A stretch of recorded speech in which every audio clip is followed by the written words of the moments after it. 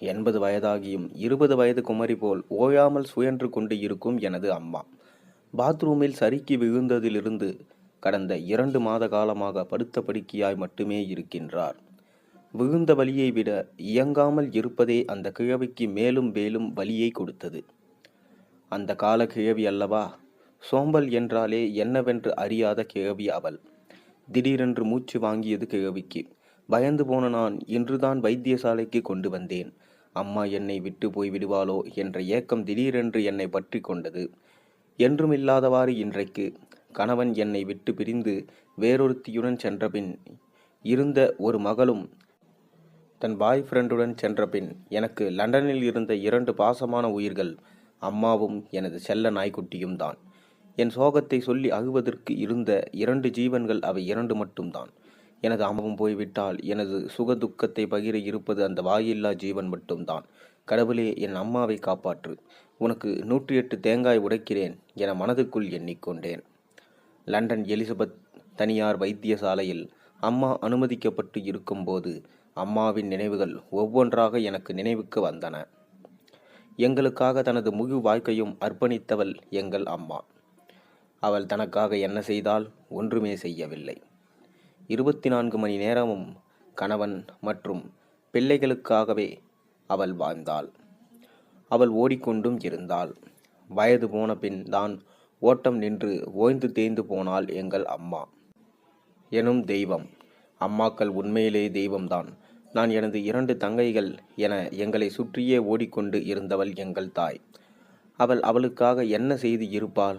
அவளுக்கு ஏதேனும் தனிப்பட்ட விருப்பம் அல்லது லட்சியம் ஏதாவது இருந்ததா? அவள் முகுத்து கேட்டாக வேண்டும் என மனதுக்குள் எண்ணிக்கொண்டேன். என்பதான கேள்வி இன்னும் சில நாட்களில் இந்த உலகத்தை விட்டே சென்றுவிடும். பிறகு அவள் நினைவாக எல்லோருக்கும் கொடுப்பதில் என்ன பயன்? அவளின் ஆசைகள் நிறைவேற்றப்படவில்லையே என தினமும் ஏங்கி ஏங்கி சாக வேண்டும். நாம் எத்தனை பிழை செய்தாலும் அடிக்காமல் பேசாமல் அன்பான கண்டிப்புடன் நடத்துவாள் அம்மா. ஒவ்வொரு பிழையின் தன்மையையும் அதனால் ஏற்படும் பின் விளைவுகள் பற்றியும் விளக்கமாக சொல்லி புரிய வைப்பாள். அவள் சொல்லும் மொழியிலும் அன்பிலுமே இனிமேல் அந்த பிழை வாழ்க்கையில் செய்யவே கூடாது என மனதிற்குள் சபதம் எடுத்துக்கொள்வேன். இந்த இயல்பு அவளுக்கு எப்படி வந்தது?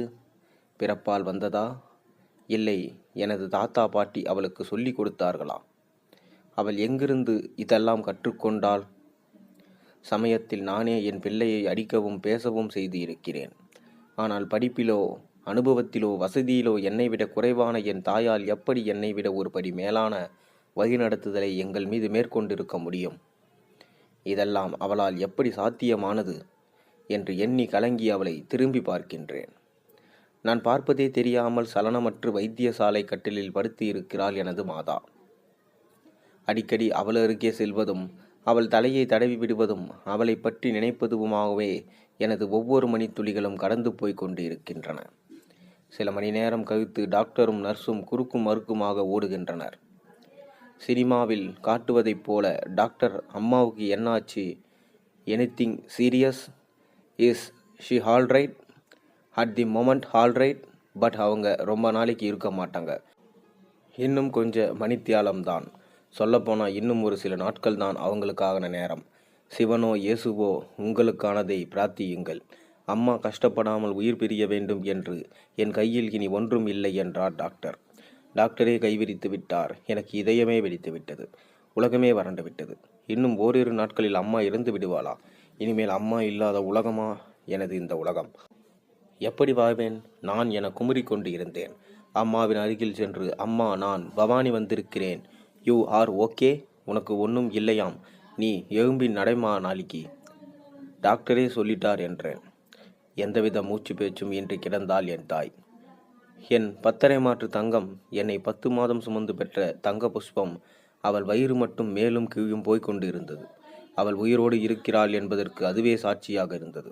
அம்மாவின் அருகில் சென்று அவள் தலையின் பின்னால் புன்புறத்தில் கையால் பிடித்து, ஏற குஞ்சு, ராசாத்தி, உனக்கு என்னடா செய்து? உனக்கு என்ன வேணும் என்று கேட்டேன். எதுவிதமான பதிலும் இல்லை. வயிறு மட்டும் உள்ளேயும் வெளியேயும் போய் வந்து கொண்டிருந்தது. அம்மாவின் நினைவுகள் என் மண்டைக்குள் ஓடுகின்றன. அப்பா எங்களை விட்டு பிரிந்து பின் எங்கள் 3 பெண்களையும் வளர்த்து படிக்க வைத்து ஒரு நிலைக்கு கொண்டு வர மிகவும் கஷ்டப்பட்ட மனுஷி. மூவருக்கும் சீதனம் சேர்த்து படித்த மாப்பிள்ளைக்கு மணமுடித்து கொடுத்து தனது கடனை எதுவித பிழையும் இன்றி சரியாகவே நிறைவு செய்தது அந்த கிழவி. எத்தனையோ பட்டங்கள் பெற்ற எனக்கு இன்னும் எப்படி வாழ்வதென்று தெரியவில்லை. பணி செய்யும் இடங்களிலும், பயணம் செய்யும் போதும், படிக்கும் போதும், புத்தகங்கள் படிக்கும் போதும் பெற்ற அனுபவங்களை கொண்டே எனது வாழ்க்கையை நான் நகர்த்தி கொண்டிருக்கிறேன். புத்தகம் எதனையும் படிக்காதே, பள்ளிக்கே செல்லாத, தனது கிராமத்தை விட்டு எங்குமே செல்லாத, எங்களை போல் பெரிய பெரிய ஐடி கம்பெனிகளில் வேலை செய்யாத அவளுக்கு வாழ்க்கை நெறியை சொல்லிக் கொடுத்தது யார்?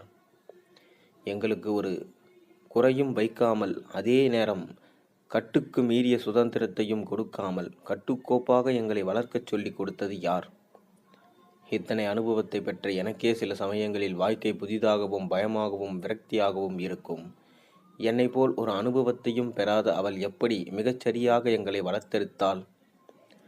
நான் வேலையில் இருக்கும்போது பதி அதிகமானால் அம்மாவின் தொலைபேசிக்கு பதில் அளிப்பதே இல்லை. அது பல தடவை ஒலித்துவிட்டு தானாய் அடங்கும். அதன்பின் அந்த மனுஷி அனுப்பும் வாய்ஸ் மெயில்களை கூட கேட்பது இல்லை. அம்மா எனது போனுக்கு அனுப்பிய வாய்ஸ் மெயில்களை மறுபடியும் இப்போது ஒவ்வொன்றாய் கேட்கிறேன்.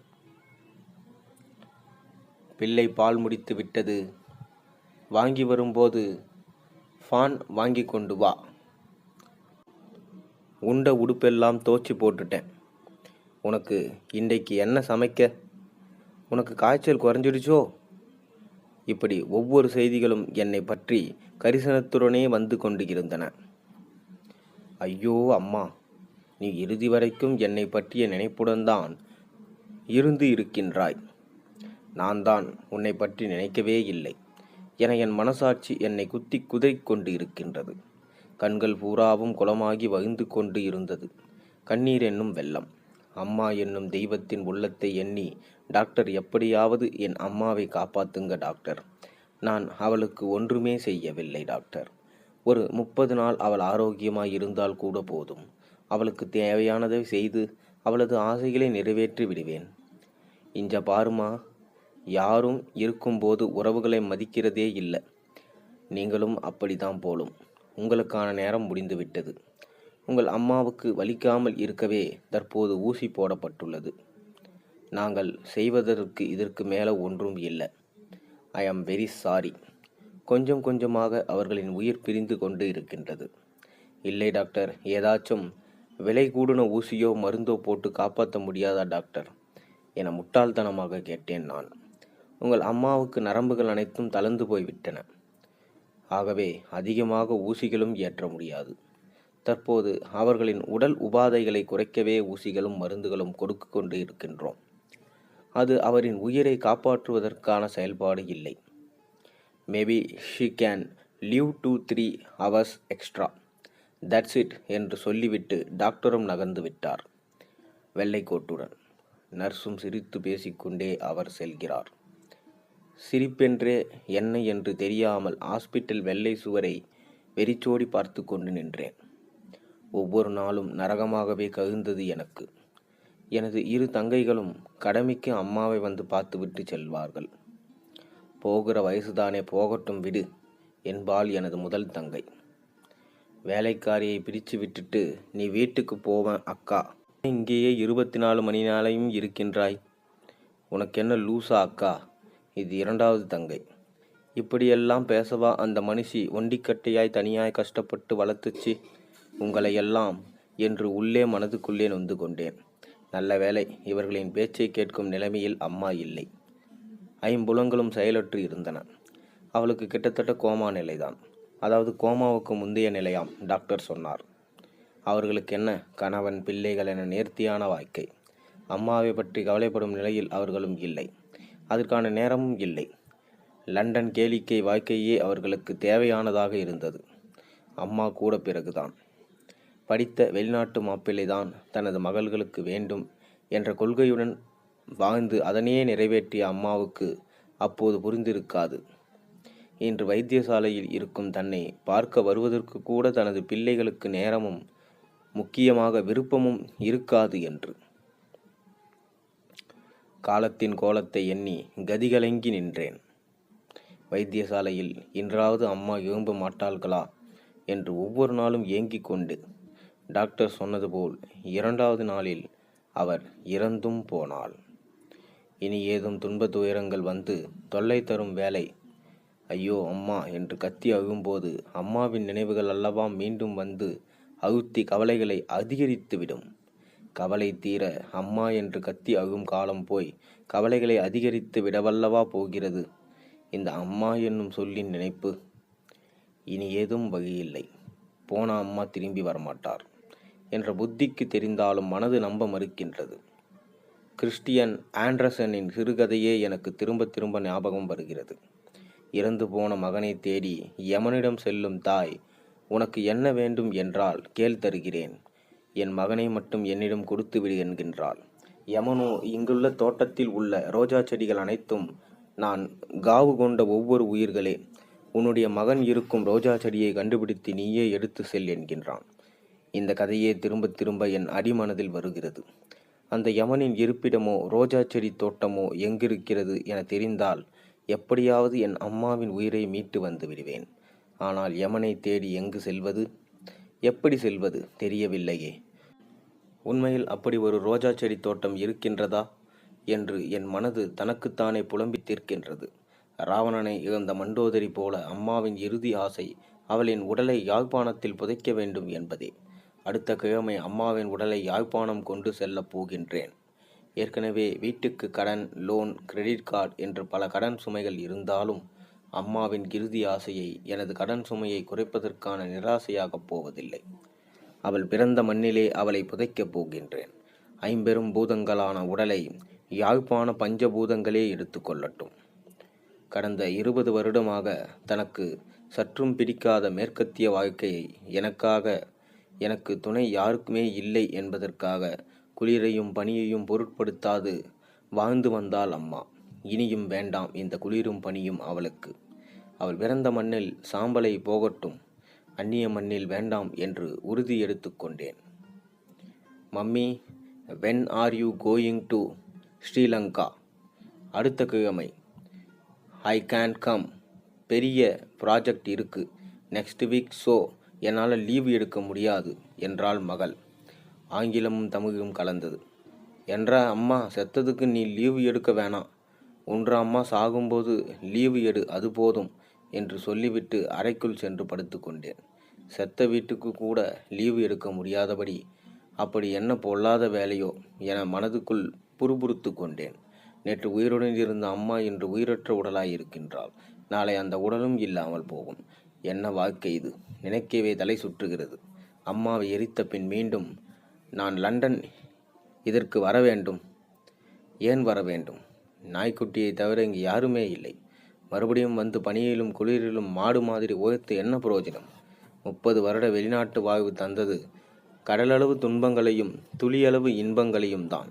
இதுவரை நான் லண்டனில் இருந்தமைக்கு காரணம் உண்டு. இனி ஏன் இருக்க வேண்டும் என்று மனம் வேறு வடிவில் சிந்திக்கத் தொடங்கியது. நிலையாமை மாற என்றோ படித்த தத்துவ கருத்தும் திடீர் என்று ஞாபகத்துக்கு வரத் தொடங்கின. ஆம், இந்த வாழ்வு பொய், அதுவும் இந்த மேற்கத்திய வாழ்வு முற்றிலும் பொய். இதை தூக்கி எறிந்துவிட்டு ஊருக்கு செல் என்றது அடிமனம்.